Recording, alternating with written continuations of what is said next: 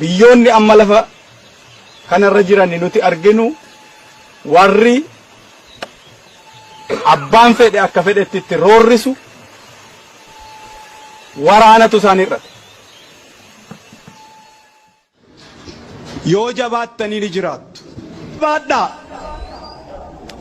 yoo jabaattanii hin saalfatamtu. Warri laaffate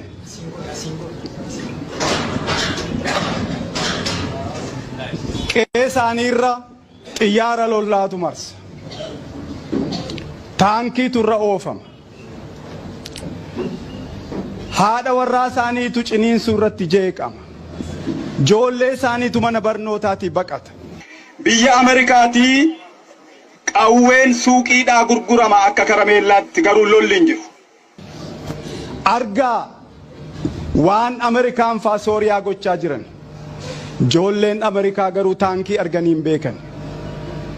Xiyyaarri lolaa irra marsee hin beeku. Argaa warri Ameerikaaf Awurooppaa waan isaan Liibiyaa godhan. Oromoon waa sadii qabaachuu qaba. Jaallatamuu, saalfatamuu, yoo dhibde immoo sodaatamuu qaba. Lafti amma irra jirru lafa warra tuulamaati. Warri tuulamaa garuu amma lafa kanarra hin jiran. Jaallannes jibbines waan laafneef lafa nurraa fudhatan.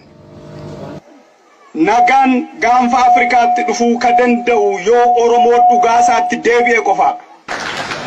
Oromoon sobee uf jajjabeessuu dhiisuu qaba. Laaffateeti lafa isaarraa fudhatan. Warra jabaates caalitu lafa isaarraa fudhatan. Isin sodaattanii maammoon lammata ka'ee isiniin falmu. Maammoon lammata du'aa ka'ee ammas lammatan du'u. Taaddasaa Birruutu ammas du'aa ka'ee lammata akka du'u barbaaddu ta'ee hin ta'u garbummaatti haftu malee. Baaroo Tumsaa du'aa ka'ee lammatan du'u. Otu sin jirta.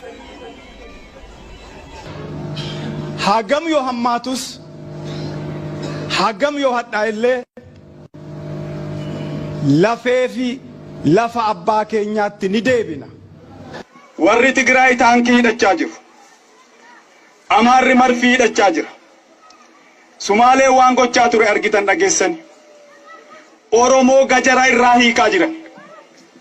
Mancaa irraa hiiksisuuf seeratti baasan.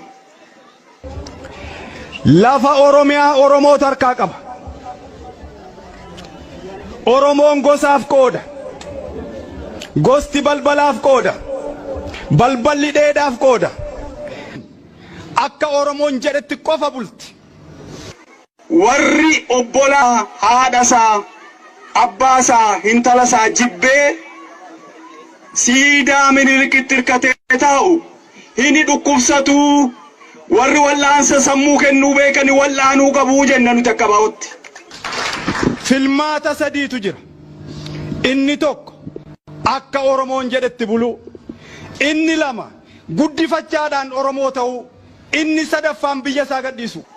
Oromoo Minilikis, Haayile Sillaaseenis, Dargiinis, Wayyaaneenis, Abiyyis qawwee hiiksiseera garuu nagaa fiduu hin dandeenye. Oromoon tuulamaa, Oromoon lafa asii irraa buqqa'e, ba'aa ulfaataa lafee cabsu qofaa keen dandeessu. Oromoo isa kaanitti iyyadhu, himadhu.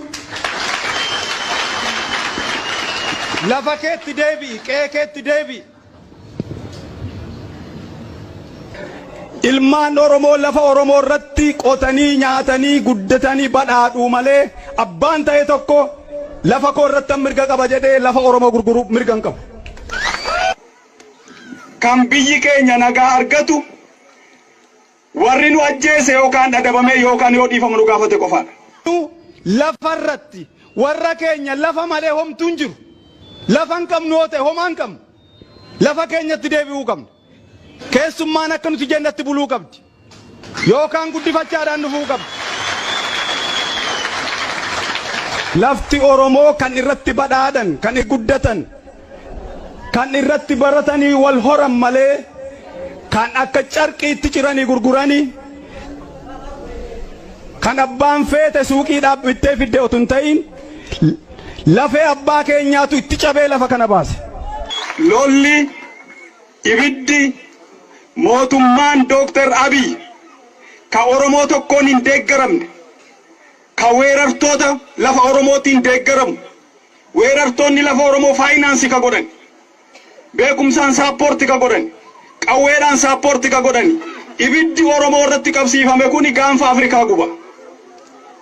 Oromoon qofaasaan gubatu qofaan guban dhugaa keenyaaf nagaa keenya barbaanna. Falmii gama hundaatiin amma karaa nagaarra jirra. Amma falmii karaa nagaarra jirra. Falmii karaa nagaatiin lafa keenyatti deebina. Han akka Oromootti nagaa jaallatu hin jiru. Han akka Oromootti lola sodaatu hin jiru. Lola caalaa garuu salphina sodaannaa salphina jibbinaa. Gaanfa Afrikaa kanatti nagaa fiduuf Oromoon meeshaa hanga isa ga'u hidhachuu qaba.